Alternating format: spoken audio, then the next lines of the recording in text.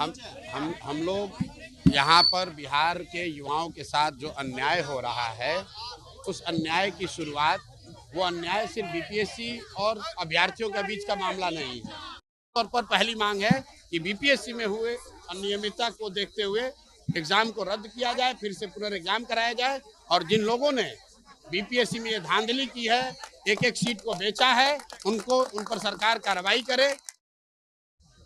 दूसरी मांग ये है कि पिछले 10 साल में अलग अलग प्रतियोगिता परीक्षाओं में पेपर लीक हुए, अनियमितता हुई, और आज तक किसी भी पेपर लीक मामले में कोई किसी को जानकारी नहीं है कि क्या कोई अधिकारी उसमें सस्पेंड हुआ। पेपर लीक करने वालों पर, उन शिक्षा माफिया पर सरकार ने क्या कार्रवाई की, तो हम लोग उस पर श्वेत पत्र की मांग कर रहे हैं।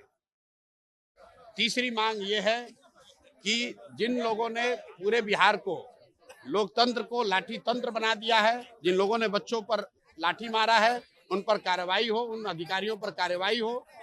चौथी मांग ये है कि बिहार में डोमिसाइल नीति लागू की जाए।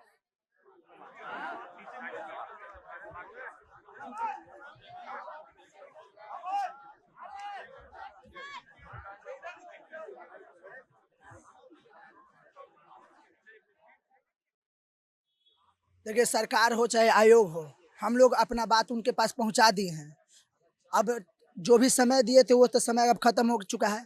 अब हम लोग पूरे जो अभ्यर्थी हैं, एक ग्रुप में हम लोग बैठेंगे और एक तरह का हम लोग निर्णय लेंगे। निर्णय हम लोग का ये अब होगा कि कानूनी अगर लड़ाई लड़ना होगा, न्यायालय के माध्यम से लड़ना होगा, तो वो भी हम लोग फैसला करेंगे। उस तरह से भी लड़ने के लिए हम लोग तैयार हैं। परीक्षा रद्द करने के लिए आयोग को अब हम लोग ने सबूत के आधार पर, फीडबैक के आधार पर जो भी बात रखा, उसमें ये भी कहा गया कि 4 तारीख को जो परीक्षा होने वाला है उसको कैंसिल करिए। ये तो जिम्मेदारी आयोग का है कि कैंसिल करना है कि नहीं करना है।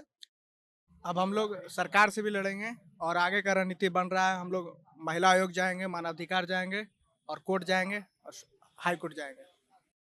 हम लोग नहीं बहिष्कार कर दिए हैं, हम लोग बहिष्कार कर दिए हैं और सबसे भी करेंगे कि आप लोग भी इसी तरह से बहिष्कार कीजिए, संकल्प लीजिए कि सभी परीक्षा में तो धांधली हो रहा है और आगे भी होते रहेगा, ये मानने वाला कभी नहीं है। इसलिए अपना अधिकार के लिए अवश्य लड़िए। Please subscribe to the channel and download the Politicos app from the links in the description.